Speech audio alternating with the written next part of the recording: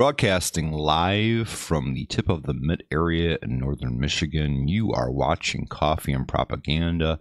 I am Duncan King. Going back to Facebook today, looking at some Facebook posts. This time we're going to peruse a group called Atheists versus Theists without bans or blocking. The group is perhaps the most populated religion group on Facebook. It has 11,455 members. Quite a bit. First post we're going to look at is by a gentleman named Abdul Namid A Name. And he says, atheism says ape evolved into man. Atheism says ape evolved into man. Almost talking like a caveman there. But man never evolved again. I am told from tadpole before told, so why isn't man evolving? Well, Abdul, ignoring the fact that you don't know what atheism is, I mean, if I lectured on the misuse of terminology that believers misuse terminology in every video I did, my videos would go on forever. So we're just going to ignore that. When a creationist talks about evolution, you can pretty much expect every word out of their mouth to be utterly ignorant and incorrect. First of all, humans are apes now. Ape is not a species. There is no such thing as the species ape. Chimpanzees, gorillas, chimps, orangutans, and my favorite ape or creature period in the world, the gibbon, and humans are apes, along with hominids, ancient hominids like Homo erectus, Australopithecus, Neanderthals, etc. are all apes. Apes is not a species. It's not a specific animal. It is a description of a body plan. It is a category of creature. The first individual the father of modern taxonomy, the first individual who classified organisms, was an individual named Linnaeus. And prior to even the theory of evolution put out by Charles Darwin, Linnaeus, who actually was a creationist, classified humans and chimpanzees together. And he believed in God. He was just noting the similarities in the body plan. What is an ape? An ape specifically is a Burroweutherian placental mammal. A Burroweutherian is a mammal with external testicles. Placental is a creature that gives birth to live young via placenta. A mammal is a creature with mammary glands. And there's a lot of other features that come with mammals, like differentiated teeth, hair. They are warm-blooded, although that's kind of a relative term. Apes have a brachiating shoulder joint. This is what gives you the ability to do this. They have a 2-1-2-3 dental formula. Means 2, 1, 2, 3. It is a specific formula of the relationship between incisors, canine teeth, molars, etc. They all have it. They have C-shaped outer ears. So if you look at the shape of an ape's ears, this goes for every ape that exists. They have this kind of C shape, whereas other creatures, for instance, look at your cat or dog, they have kind of a pointy ear that kind of sticks out the top of their head. They have opposable thumbs. They have trichromatic color vision. Trichromatic color vision means that we have 3 cone cells in our eyes. 3 enabled cone cells in our eyes, which gives us the ability to have color vision, at least the way we understand it. Most other mammals only have 2 cone cells. So most other mammals besides the apes and a lot of the Catarrhine primates are, by our definition, colorblind. Your dogs and cats are colorblind, cows are colorblind, lions are colorblind, dolphins are colorblind. The evolution of mammals disabled 2 of their cone cells because they weren't necessary, because they were nocturnal creatures. They didn't need to see a lot of colors. Then tree-dwelling Catarrhine primates gained 1 of those cone cells through a mutation, and it's active again in our lineage. So one trait of being an ape is that you have trichromatic color vision, which means you can see with 3 cone cells, which gives you the ability to see colors that a lot of other creatures do. Of course, lizards and birds have 4 cone cells. They actually can see more colors than we can, but we have 3, which is unique to apes. Apes also have many disabled OR receptor genes, which means that although we have the almost a similar amount of odor reception capability in our genetic code that other mammals have, for instance, the dog can smell almost every single other order of creature, of mammal anyway, can smell a hell of a lot better than we can. But apes, although they've retained almost as many of the genetic information, much of the genetic information for smelling as well as a dog can smell, or a cat can smell, or a mouse can smell, the majority of those genes have been disabled. They're what's called pseudogenes. That's another trait of apes. We have the genetic capability of smelling as well as other mammals can, but we don't because of those genes have been disabled. They've been rendered pseudogenes. So there are a lot of features that make an ape. It is just a simple description of a body plan. The statement that you are an ape does not presuppose evolution. You would be an ape even if the creation story in the Bible were true. Secondly, your analysis of this issue, or the question here, it seems like you don't understand the amount of time it took for things to evolve. Atheism says ape evolved into man, but has never evolved again. I think what you think is that the evolution from, say, Homo erectus, I think you think we turned from chimps to humans, which is just not what happened. Chimps and humans share a common ancestor. But the last time that we were a creature that we couldn't mate with now would be Homo erectus. But I think you have this picture that the change just kind of happened in like a couple generations, and then it's been stagnant ever since. That's not what evolution claims. Evolution is a very, very slow process. Kind of explain it, try to think of, for instance, you go through a change over the course of your life. You were born a baby. At some point, you became a grown man. And at another point, you'll become an old man. Hopefully, you'll become an old man. But over the course of that change, was there a day where you woke up, where you went to bed a child and woke up an adolescent, for instance? No, that never happened. Day to day, if you keep looking in the mirror, you see no noticeable change. You go to bed every day, you wake up, there's change always happening. You're always aging. But it's so gradual that you can't notice it.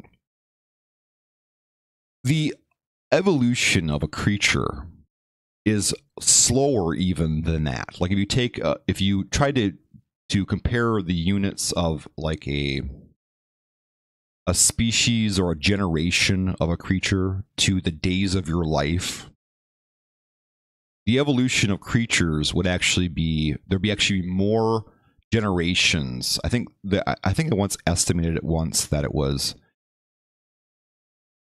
15 or no, it's 50 generations for every day of your life.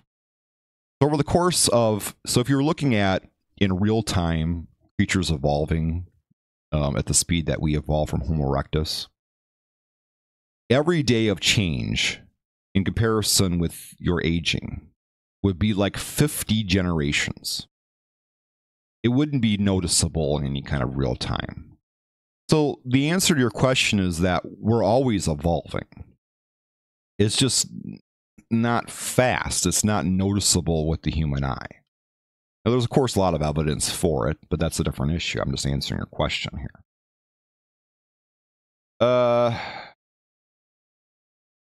Now, there's also a lot of circumstances where creatures don't evolve much. And we're kind of in a situation right now where we're not evolving quite as quickly as we used to be.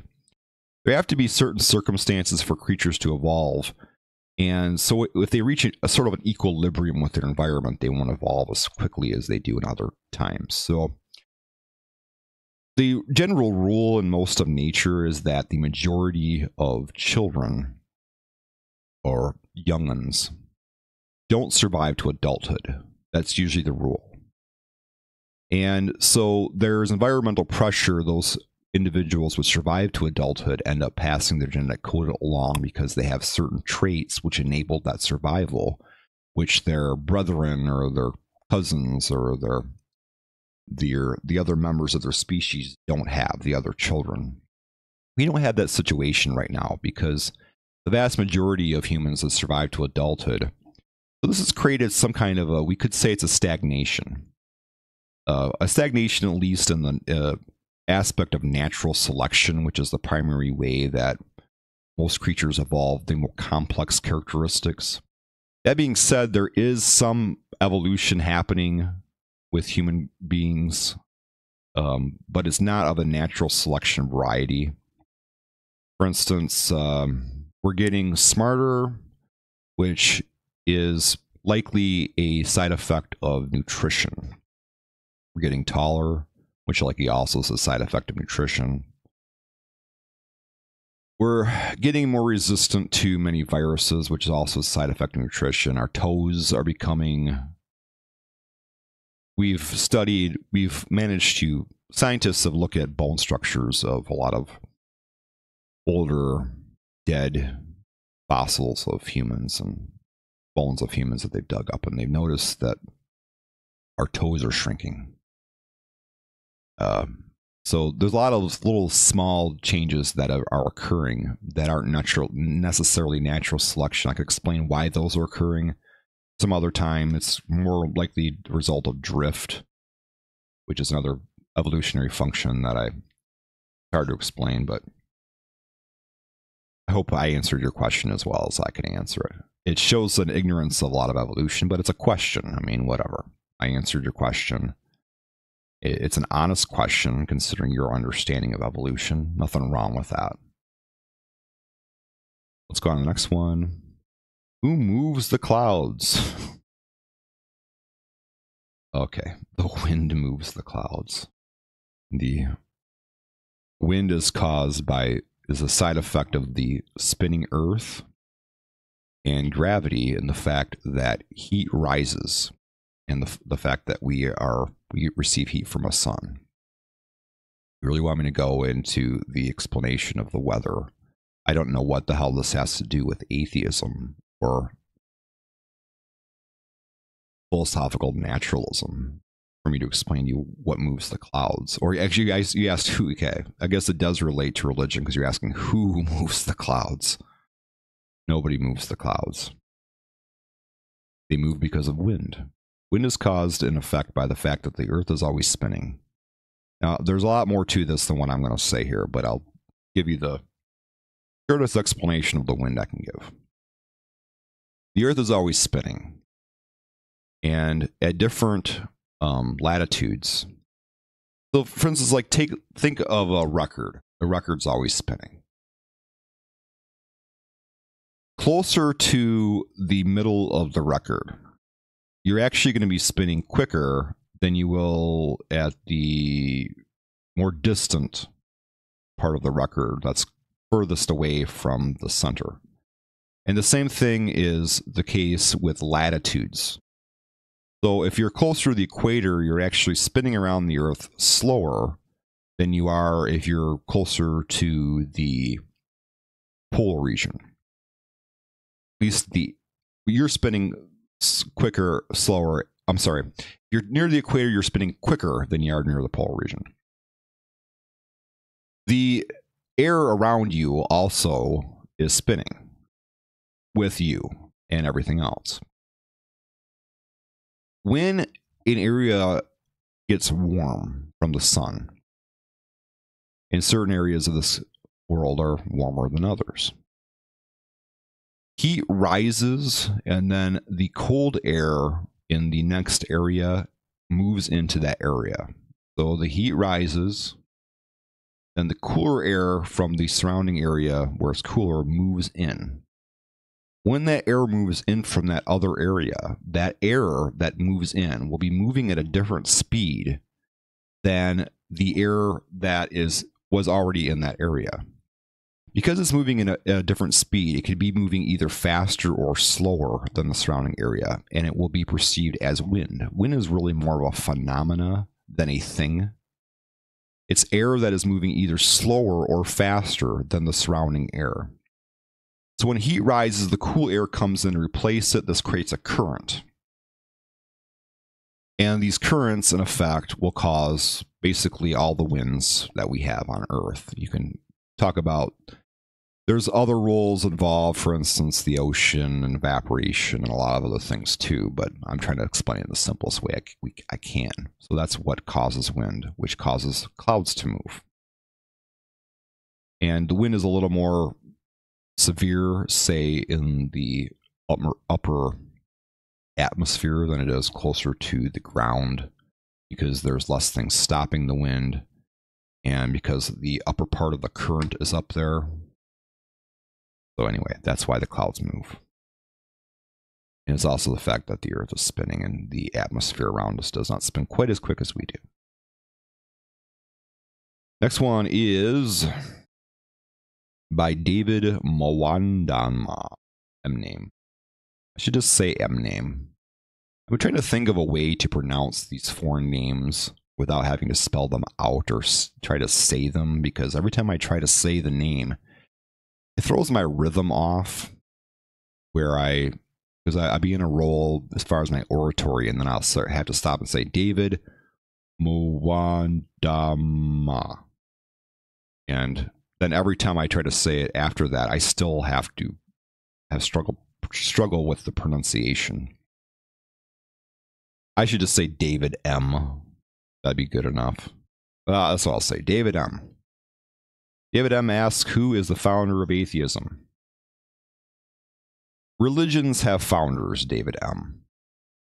Atheism is a philosophical stance on the existence of a God. The philosophical definition of a religion is a worldview that no two people can reach independently without a priori exposure to its claims.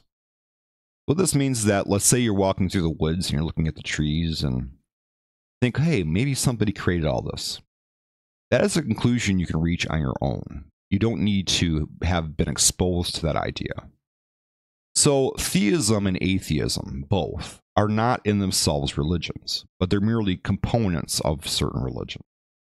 I could also look at the trees and say, hey, well, look at what came about by a long, gradual process of natural selection. Or it doesn't look like there's any spirits around here, so I guess spirits had nothing to do with the creation or the building of trees and the world around us.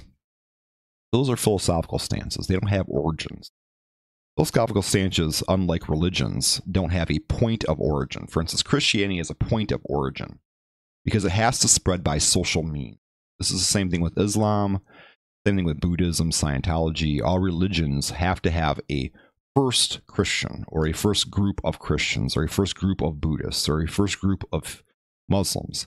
Then it spreads from that point of origin by social means. philosophical stances aren't like that. Anybody from any culture, anywhere in the world, completely independent of each other, can come up with the same philosophical position, whether that be theism, atheism, existentialism, whatever the case may be. That's what makes philosophy different than religion. So the answer to your question is no, there's no founder of atheism. There have always been atheists, is my answer there. Anybody, since there have been humans who can think, there have always been atheists. Now, there's been periods of time where it's been less popular than other times. I'd say it's probably at the peak of its popularity right now because we're a little more scientifically literate. We educate our children quite a bit more than people used to. Not as much as we'd like to have them educated, but quite a bit more than we used to. So, because people are more scientifically literate, have a little better understanding of how the world works, are sharing information and communicating big ideas more, there's more atheism than there used to be, but there was never a first atheist. And this is ignoring the fact or the argument or the perspective that a lot of atheists have that say babies are atheists, or that every single animal on Earth is an atheist because technically a dog, a cat, a chimpanzee, a Homo erectus doesn't technically believe in a god, because so then it's an atheist. But I'm using atheism in the sense of an atheism is a person who is able to ponder the matter and has decided or has a is conscious of their own lack of belief. And to be conscious of your own lack of belief, you have to be able to abstractly consider the matter. So I would say maybe, according to the way I'm using the word, I wouldn't say a baby is. It really depends on how you look at it. But if we're using that other way of looking at it, then every single creature on Earth other than... So basically the first atheist would be the first self-replicating molecule would have been an atheist. And likewise, Homo erectus, all of them would have been atheists. So the first theist would need to be explained more than the first atheist.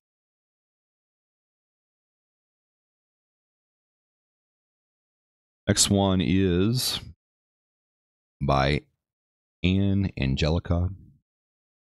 She asks,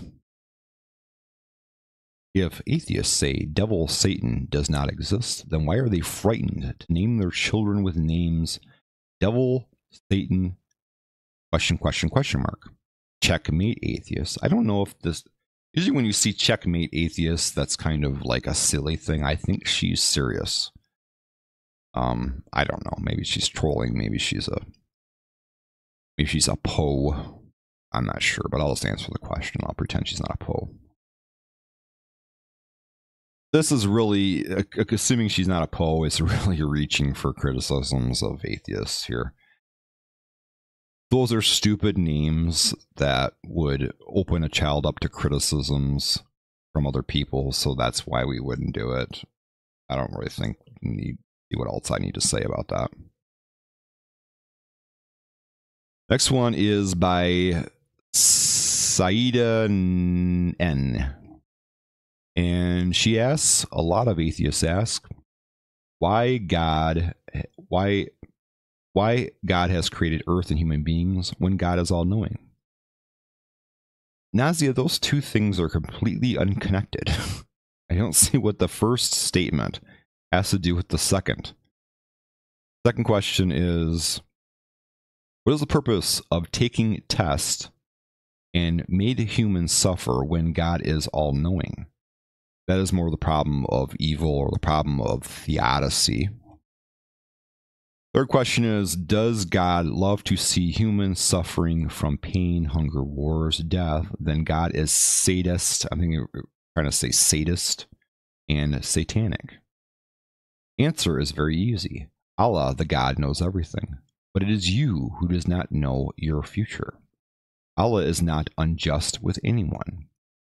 If he throws your soul in hell, you will not accept Allah's decision and says, how come you know I'm a bad person?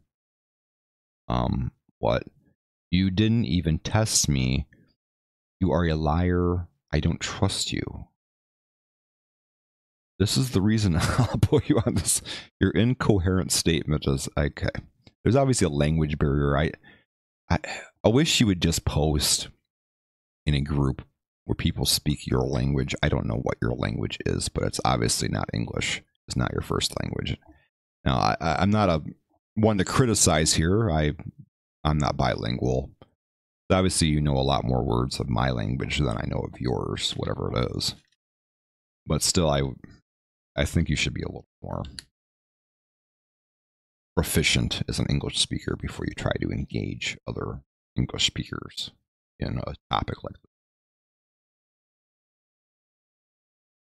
And when the time come, Allah will tell you what you did in the earth. He will open all your books in front of you. Then you could not deny. To do justice, it is very important that the criminal human knows his crime. If only Judge Allah knows, and the criminal does not know, then this is not the justice. Okay. This is not really dealing with the issue. Technically, what we're talking about here, technically what you are discussing here is the problem of why, what's called the prime mover argument. So, for instance, if God is the prime mover, then he knows everything and nothing can happen without his at least passive approval. So he would have the crimes people commit would be essentially be his crimes. That's kind of the issue you're bringing up, and you're not really addressing the issue. So if God made, so for instance, if you made a creature, you created his brain, you designed his brain in every aspect of that creature. And then the creature then did something you didn't approve of.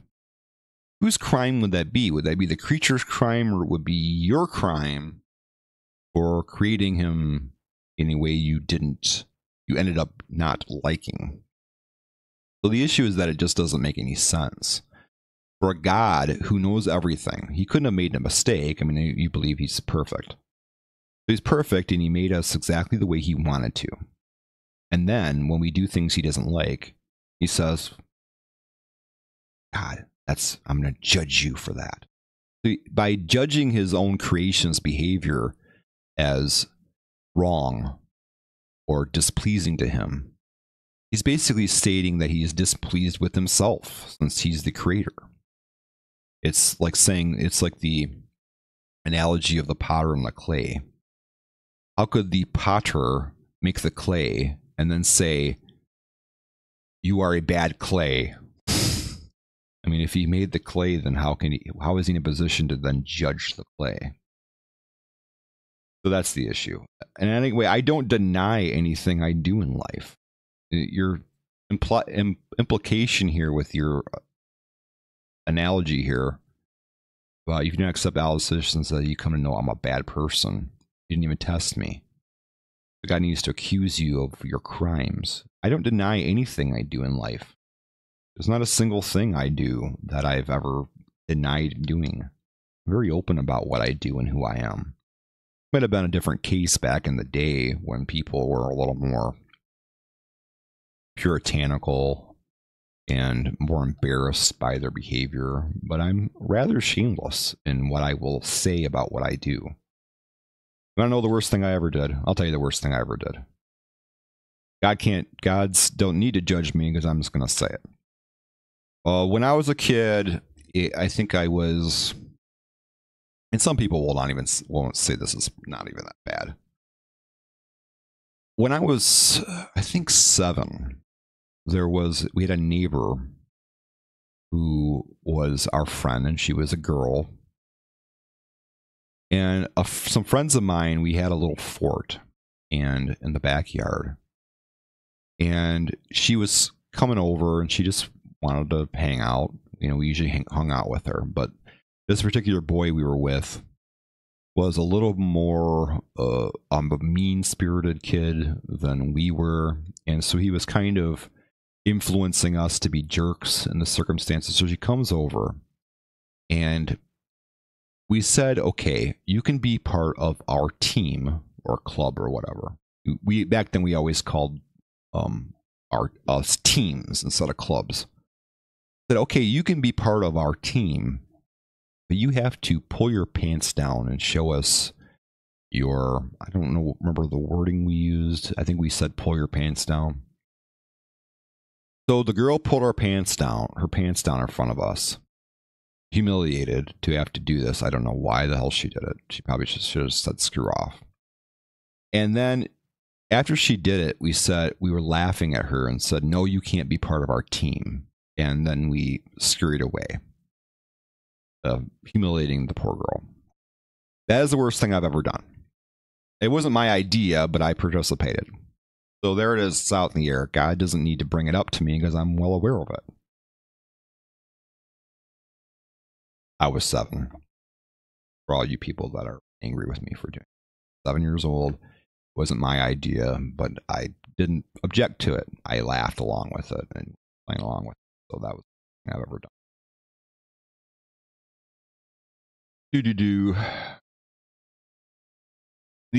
A lot of the kind of arguments I will let people give for the whole God created you kind of thing, so how are you culpable, is that they'll say, well, okay, well, you're still responsible for your behavior. Okay, maybe I'm responsible for my behavior, but blame is not unidirectional. Let's say I trained a pig to bite the faces off babies. Then I build a fence, and I place the pig in the fence with a baby. And the pig chewed the baby's face off. Is the pig to blame for what the pig did? Sure. The pig has blame. But I'm also to blame for training the pig to eat babies' faces off and then placing it in the pen with the baby. So we're both to blame. So the question then is, can I be in a position to judge the pig? Should I be the one who holds the trial over the pig and tries to judge it? I just wouldn't be the right person because I was obviously part of a culprit or a accomplice in what the pig did, since I trained the pig and placed it in the pen with the baby. God and man can both be blamed. See, the theistic scenario does not accept God's culpability, which then would make him a hypocritical judge. So, and a lot of the counter arguments a lot of Christians will give to that is to say, well, we have free will. God gave us free will to do whatever we wish. This is totally ignorant of human psychology. Sure, you have the ability to make choices, but to have a choice, you have to have the urge to make the choice in the first place. So, for instance, I don't have to lecture my child, about not chewing my shoes, because my son does not have the urge to do that. Likewise, I don't have to lecture my dog to not look at pornography, because my dog has no urge to look at pornography. My dog has an urge to chew shoes, and my son might have an urge to look at pornography as a teenage boy. Why do I need to... So, to be able to engage in those behaviors in the first place, the urge has to be in their heads.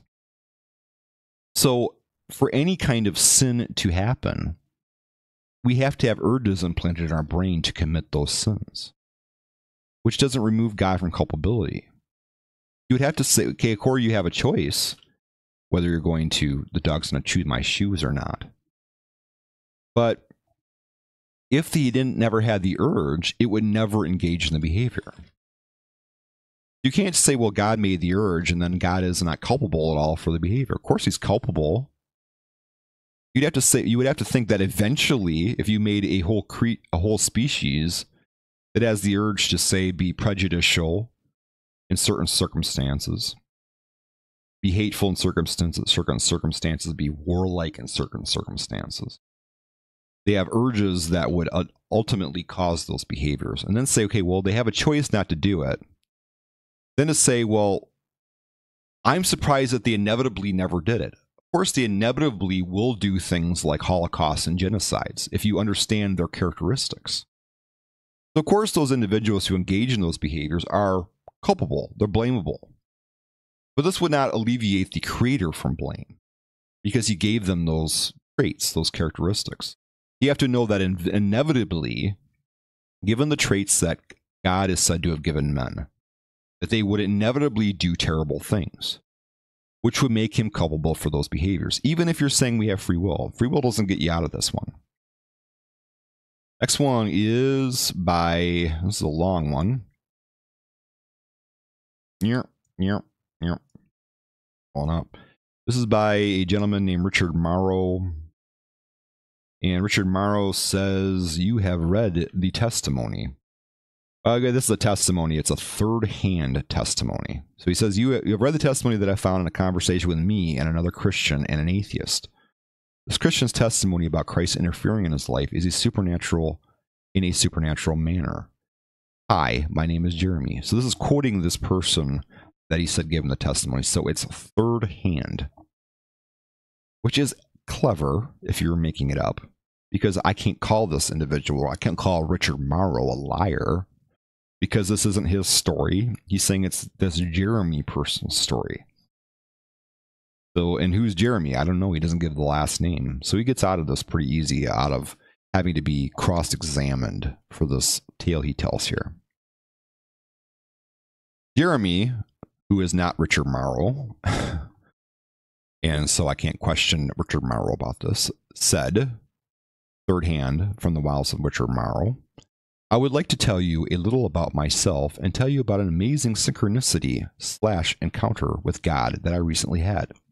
Well, first of all, I am a recovering alcoholic and drug addict. I have been completely clean and sober for over 14 straight months now. Good for you. I am a Christian now, but I haven't always been. Truth be told, before I found God, I was a real mean SOB and not a very good person. Well, most people are meaner SOBs or not very good people when they're younger.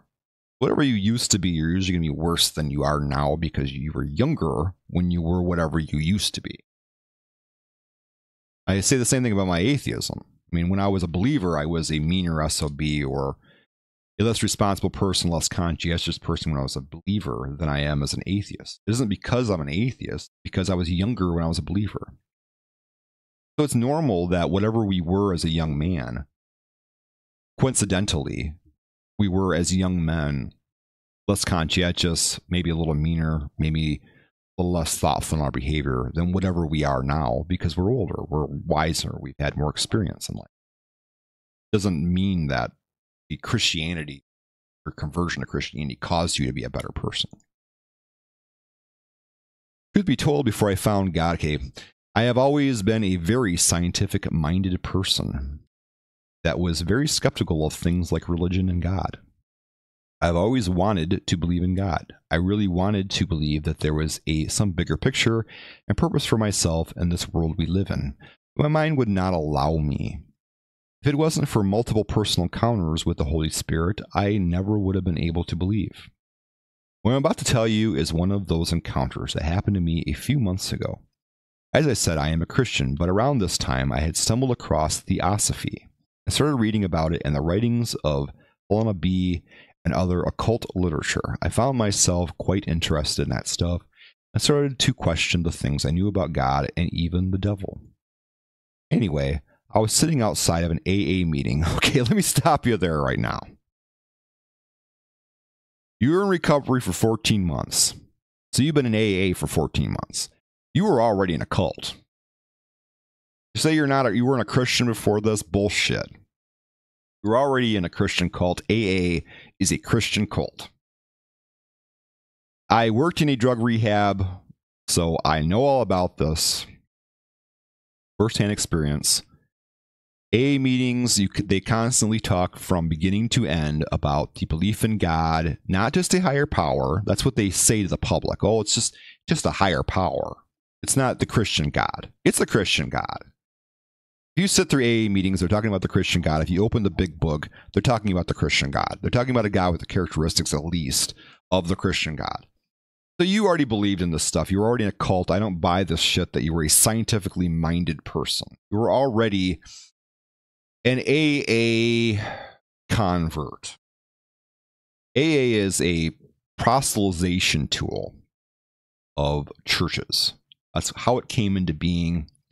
It is concerned with recovery, but it is not chiefly concerned with recovery. It's chiefly concerned with religious matters. It's a proselytization tool of churches to convert people in a very vulnerable point in their life to religion and Christianity. It's preying upon these people in a very vulnerable position and using their vulnerability as a stepping stone or a open door to introduce church attendance, which is basically what AA services are. Church services, just centered around alcoholism.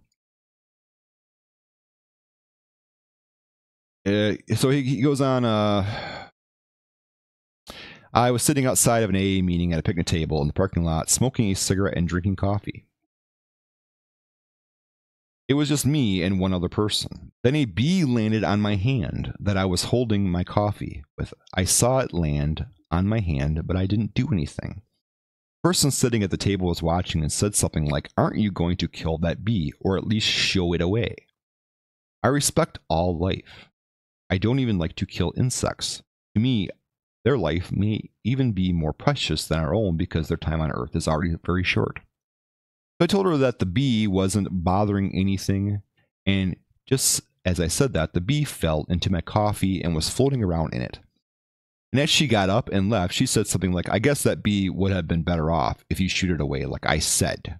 This is a really weird conversation. Most people would be like, "It fell in your coffee, dude. That's weird. That's a weird coincidence. I fell your fuck. What are you gonna do? Pour it out on the ground? Shit." The response, this dialogue is very unrealistic. Now I am sitting there alone, feeling responsible for this bee's fate. I gently poured the coffee out on the ground, and the bee was laying on the cement in a small puddle of coffee, barely moving. I got out my ID or a credit card. Which was it? Was it the ID or the credit card? You said this happened 2 months ago. This is a meaningful experience in your life. Which was it? Was it an ID or was it a credit card? And scooped him up and was trying to dry him out by blowing on him with my mouth. For some reason, I felt very emotionally invested in this bee.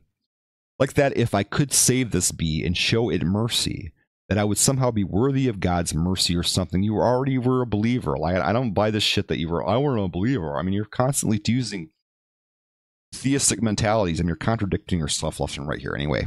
I know it sounds silly, but I found myself sitting alone in a parking lot actually praying for the bee and thinking that if my faith was strong enough, I could somehow heal it or bring it back to life. Then I didn't seem to work. When it didn't seem to work, I felt very sad and disappointed. Again, let's go back here to what he said before he introduced this. Before I found God, I was real bee. I was always been a very scientifically minded person. He's praying for a bee in the parking lot. I was very skeptical of things like religion and God. And now now breaking into this story at the very beginning, he was an AA, which is a cult, and praying for this bee in the parking lot, hoping that God could bring the bee back to life. Which is weird even for a believer. Now, granted, I would commend someone who is that compassionate, that they're even compassionate for insects. It's actually very telling about their sense of character. I myself have done similar things like this. I haven't prayed for the insects, but I've tried to save beetles and things that I've found injured, and I try to shoo houseflies out of my apartment instead of killing them if I can. So I'm a kind of a wimp this way too. And it is commendable if someone has that kind of attitude. It kind of would probably mean that they're probably couldn't harm a person either, if you can't harm a animal. Because we've showed that usually psychopaths and cruel people are also cruel to animals too. So before we laugh at this kid for being so in love with a bee that he wouldn't harm the bee. I think it's actually telling of a positive character aspect, assuming the story is true, which I don't believe it is. We'll go to that in a second. Then I held the car of the bee, considering if the humane thing to do was smash it with my car to leave it lying in the sun, hoping it would somehow dry out and recover. I literally sat there for like 30 seconds with my car just above it, ready to smash it while I pondered my decision. Eventually decided to leave it in the sun and at least give it a chance to live. I went inside the meeting, and when I came back out, I was afraid to look, but I did, and it wasn't there. I don't know if it lived or not, or if the wind just blew it away or something, but I like to think it did. But for some reason, the whole experience left a bigger impression on me than you would think it should. Skip to a couple days later. I am having a really bad day. I was driving in my car on the way to Walmart and said a little prayer for God to help me or to do something to let me. Because my faith was starting to squander because I had been feeling disconnected and unaware of God's presence for a while. But why do you... This is just not what atheists go through. I mean, they don't sit around and pray all the time. Oh, God, pray, pray, pray. This is a believer. You're still a believer here. So I get to Walmart, get out of my car, and start walking toward the store looking at the ground. When I hear someone say, "Hey," I look up, and there's this young black boy standing on the sidewalk in front of Walmart, still several paces ahead of me. He looked like he couldn't be more than 17 years old. I thought he might work there as a cart boy or something like, but I am not sure. When I made eye contact with him, I realized he was talking to me and there was nothing for me to come over. Was motioning for me to come over, which was strange that he picked me out of the crowded parking lot because there were several people a lot closer to him. So I was curious that what made him pick me, especially from quite a distance. So as I walked up to him and he didn't say a word, he was just motioning with his hand for me to follow him. He led me to a bee that was lying on the sidewalk that was barely fluttering around. He knelt down beside it and had a card in his hand, just like I did. He would hold the card underneath the bee and then just look up at me. Then he would hold the card over the bee like he was about to smash it and look up at me again. I was speechless and dumbfounded during the whole thing. It was so surreal. He did this a couple of times and finally held the card over the bee like that and just stared up at me like he was waiting for me to tell him what to do, if he should kill it or not. That whole time, neither of us actually spoke a word. It was so strange. I don't know how to explain it, but at that moment, I felt that the boy was God himself. He had this strange, powerful presence and wisdom about him. How does he know whether someone has wisdom when he hasn't even had a conversation with the guy? Anyway, the boy is that age doesn't have. He finally stood up and looked at me in the eyes and said, "You need to get back to Jesus." So ridiculous. I was blown away and started to tear up a little. I told the boy thank you and gave him a hug, and he walked away. I was so blown away by the experience that I didn't even go inside of Walmart. I turned back around and went and sat in my car for like 10 minutes to cool off and process what had just happened. I mean, teenage boys don't just talk that way to grown men. In a wise, confident tone like that they have some sort of life lesson to teach a grown man more than twice his age. Especially to some stranger they randomly pick out from across the parking lot. Couple that with the fact that there was just so happened be a dying bee on the sidewalk, and that he insisted I come see it, then proceeded to completely reenact all the things I had just done and seen a couple days before while I was alone. I was just too mind-blowing to even comprehend. So I eventually just started my car and went home without ever going inside the store. I took the whole experience to mean that I shouldn't be screwing around with the theosophy and cult crap, and I haven't since.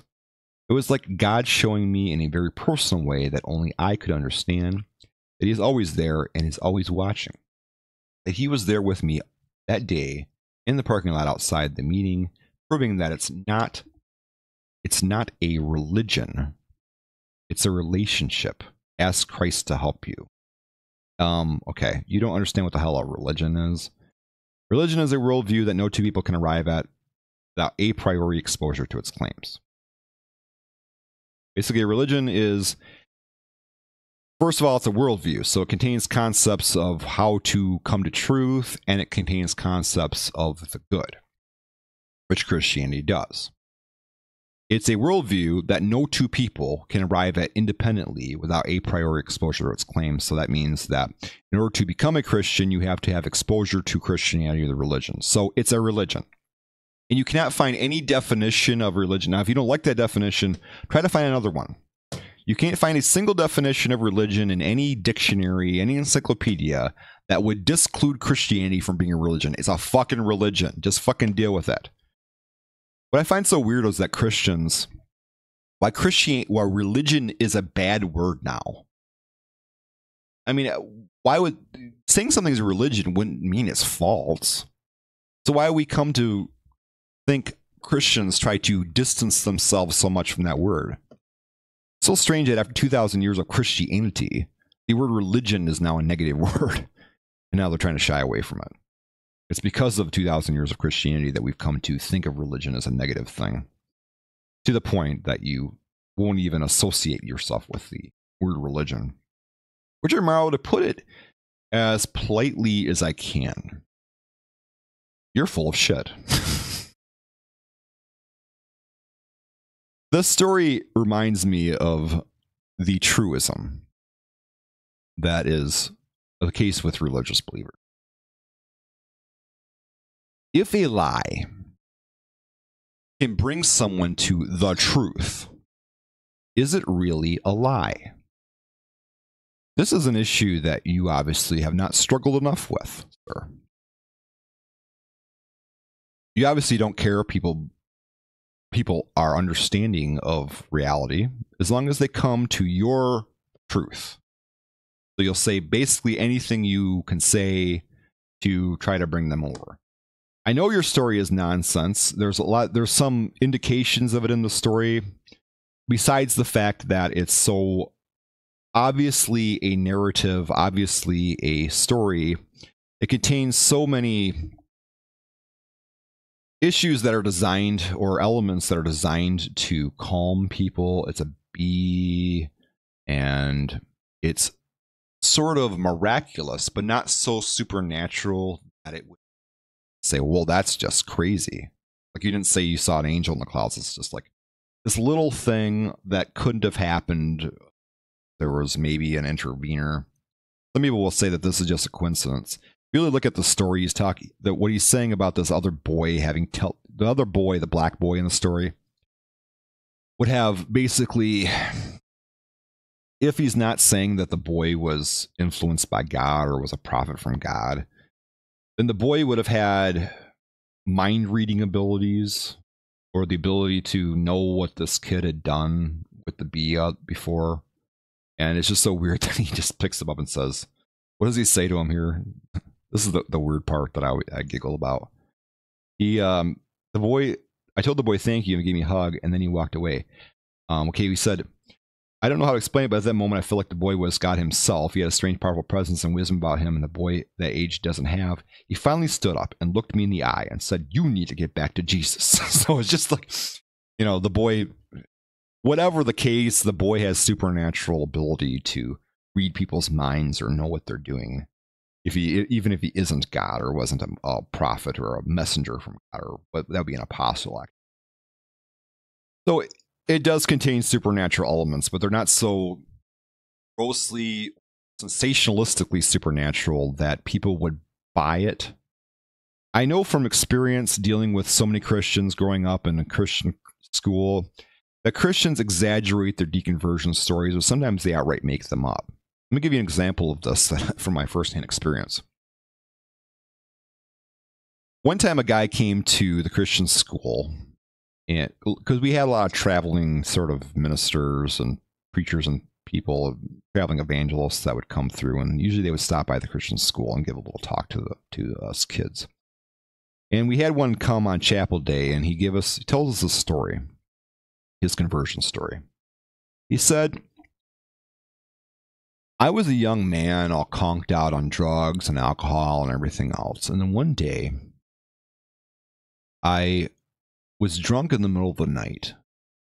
And I jumped this fence into this random person's backyard, and he had a swimming pool back there. And I had been a trained diver in college. So I decided, hey, I'm going to dive into the pool. So I get up on the diving board, and then I raise my arms up, getting ready to dive. And just at that moment, a car drove by and illuminated the area in headlights. And in doing so, my pose here put a reflection down on the pool and showed me in that instance that, first of all, the pool had about 3 inches of water in it. So if I had jumped, I would have busted my head open and died. And also it showed me the cross in there. So the cross saved me. Then from then on, he became a Christian and stopped doing drugs. Okay. It's a pretty good story. Almost as good as your, well, it's a little better actually than your beast. As clever as it is. So anyway, a couple of years later, we went to a revival meeting. This is basically like my parents took me. This is basically a day where there's like 4 hours of preaching nonstop.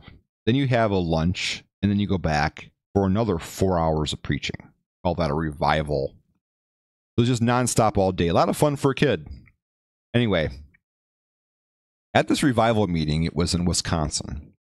I believe it was at Northland. There was a gentleman who came up during that revival meeting and told this exact same story that the other person told at our school. He was drunk, stoned, jumped over the fence. There was a pool there. It was just identical. And he put his arms up to jump in the pool, and then a car drove by and bathed him in headlights. And saw the cross, and then he never drank again and went to church. That same identical story. But different guy. The fact is that these conversion stories, they get passed along. And they give you a story to tell. They give you status. When you're going up to preach and, you want to be a preacher, you want to share, your beliefs about God to people, you need a good conversion story. You need a really cool story like this. So they get passed along, they get modified. And of course, people always exaggerate, even when there's some vein of truth to the story. Believers, converts, always exaggerate how much of a drug addict they were, how wasted they were. When I've found, usually, even in people that I know who were believers, I knew them younger, and then they went and told a conversion story. They exaggerated the degree that they were on drugs and stuff. They did a little pot, smoked a little beer, drank a little beer. Teenagers will tend to do that. And then when they become adults, they'll just kind of stop it. They won't really feel like it. They had a kind of a wild streak a little bit when they were teenagers. But anyway, they'll exaggerate it to the point that they were strung out on drugs and close to death. And then they converted. So it's a phenomenon. It's similar to the phenomenon that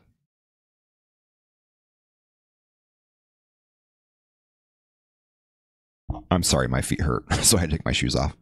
Similar to the phenomenon that happens with the before and after pictures that they take of people that go on a weight loss regimen. Usually those people are selected because they were athletes. And because of some injury they had to live kind of a sedentary lifestyle for a while, and they gained weight. And then when they got better, or the injury improved, they went back to their old lifestyle and dropped the weight really fast. That's how they're able to get these people. This is kind of what's happening with a lot of believers. They grew up in kind of a sheltered household or sheltered home where they lived kind of a pretty clean life. And then they had a short period of maybe as a teenager where they were a little wild. And that sort of phase ended, and they just went back to the way they were before. That's usually what's happening with these converts. These people, these conversion stories. In a Christian subculture or an evangelical subculture, you need a good conversion story. It gives you status. It's just not. That's why I don't buy any of them. And they're actually the center of preaching. You think preaching's all about taking up the Bible and telling you what the Bible says, or trying to prove to you that the Bible's true, or talking about gay people. Right? The centerpiece of churches are these stories that people tell about how God helped them and stuff like this. They always exaggerate it. They know who their audience is. They're teaching to the choir, and they're going to say whatever they got to say, or however they want to enhance the story to make it more believable, more genuine, more impressive to the people who are watching. But yeah, so right.